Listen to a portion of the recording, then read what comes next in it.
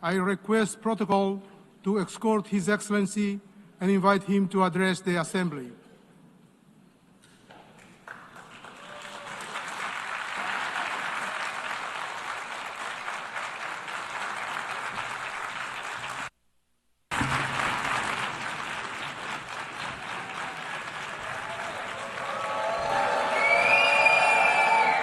Please, order in the hall. Please, order in the hall.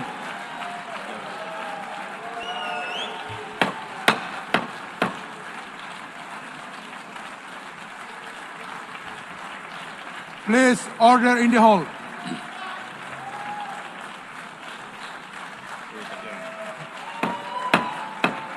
Please, order in the hall.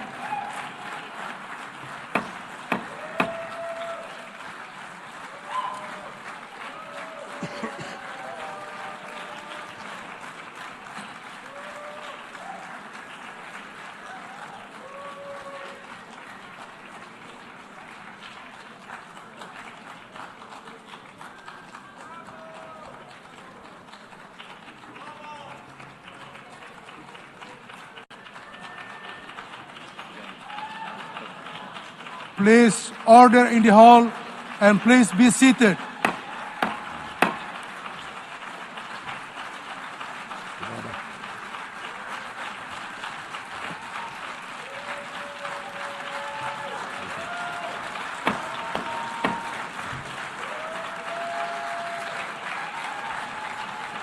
Please order in the hall.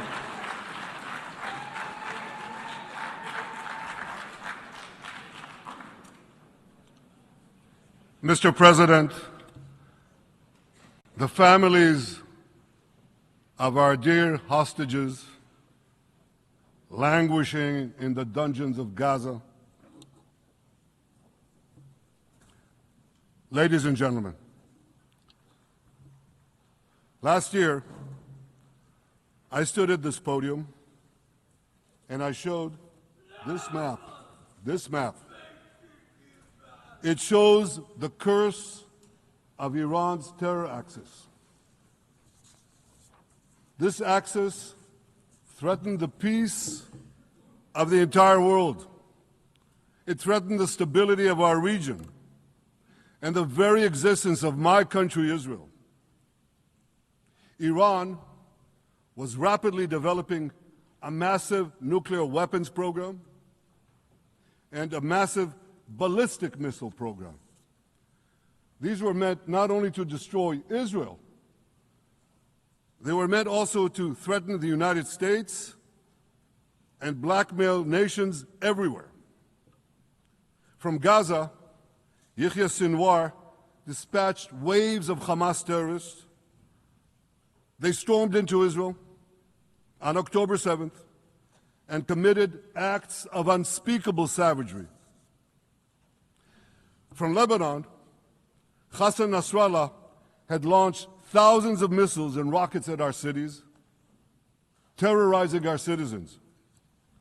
In Syria, the murderous dictator Assad hosted Iran's forces, tightening a noose of death around our throats. In Yemen, the Houthis launched ballistic missiles at Israel while choking global trade at the mouth of the Red Sea. So what's happened over the past year? We've hammered the Houthis, including yesterday.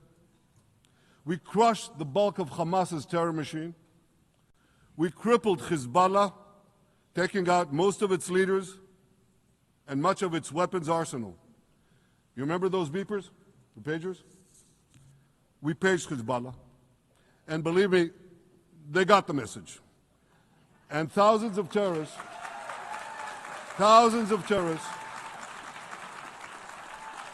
dropped to the ground. We destroyed Assad's armaments in Syria. We deterred Iran's Shiite militias in Iraq.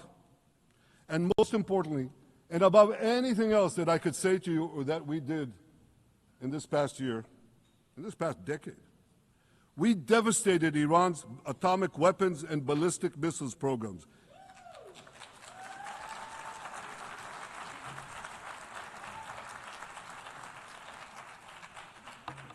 So here's where things stand today. Half the Houthi leadership in Yemen, gone. Yahya Sinwar in Gaza, gone. Hassan Nasrallah in Lebanon, gone. The Assad regime in Syria, gone. Those militias in Iraq, well, they're still deterred. And their leaders, if they attack Israel, will also be gone. And for Iran's top military commanders and its top atomic bomb scientists, well, they're gone too.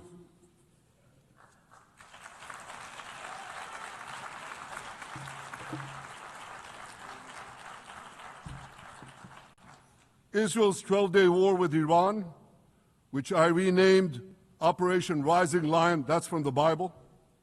This 12-day war will go down in the annals of military history. Our daring pilots neutralized Iran's missile defenses and took control of the skies over Tehran. And you saw this. Israeli fighter pilots and American B-2 pilots bombed Iran's nuclear enrichment sites. I want to thank President Trump for his bold and decisive action.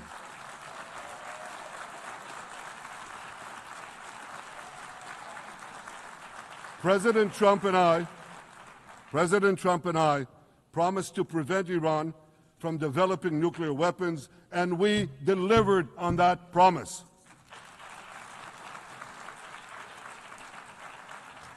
We removed an existential threat to Israel, and a mortal threat to the civilized world. We lifted a dark cloud that could have claimed millions and millions of lives. But, ladies and gentlemen, we must remain vigilant. We must remain absolutely clear-minded and vigilant. We must not allow Iran to rebuild its military nuclear capacities. Iran's stockpiles of enriched uranium, these stockpiles must be eliminated. And tomorrow, UN Security Council sanctions on Iran must be snapped back.